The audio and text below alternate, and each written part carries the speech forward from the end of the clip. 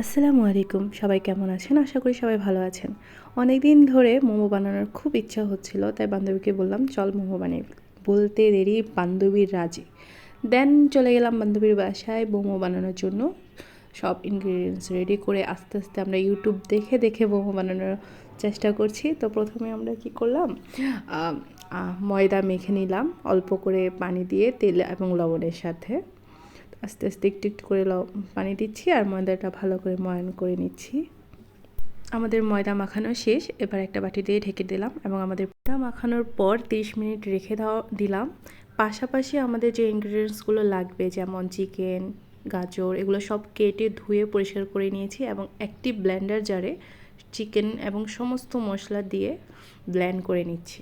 Blend করে নেওয়ার পর আমাদের কিমাটা রেডি। সেখানে আমরা সবজিগুলো দিয়ে দিচ্ছি আস্তে আস্তে। তারপরে আমরা ভালোভাবে মেখে নেব। মাখা শেষ হয়ে গেলে আমরা সেখানে তেল গরম করে তেলটা সেই কিমার উপরে দিয়ে দিব, দিয়ে ভালোভাবে মেখে নিতে হবে। মেখে নিলে যে খাবারটা মানে তেলটা সব জায়গায় ভালোভাবে মিশে যাবে আর কি।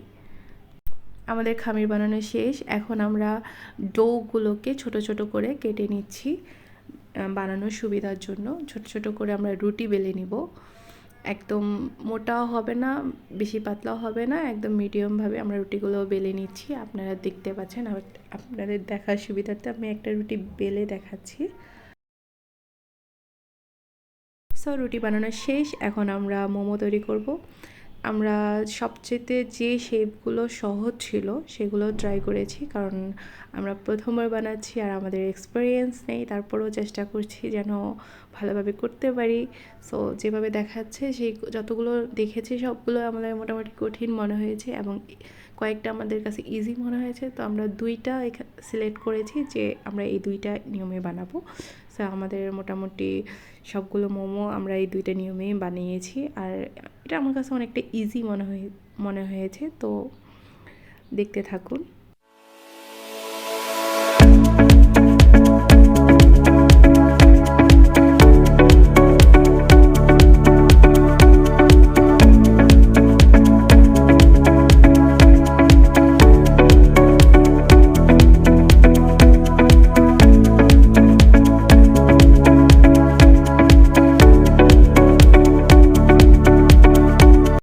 আমাদের সবগুলো মোমো রেডি।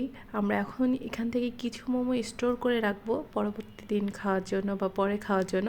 আর কিছু মোমো আমরা এখন স্টিম করব এবং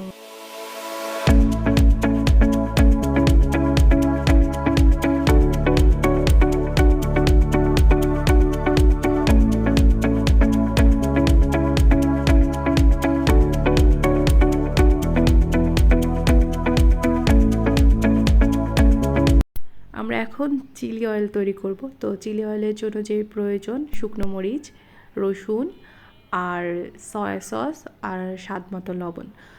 আর আমি একটু চিনিও দিয়েছি। তো এই সবগুলো ইনগ্রিডিয়েন্টস একটা বাটিতে নিয়ে সেখানে সয়াবিন তেল গরম করে দিয়ে দিলাম।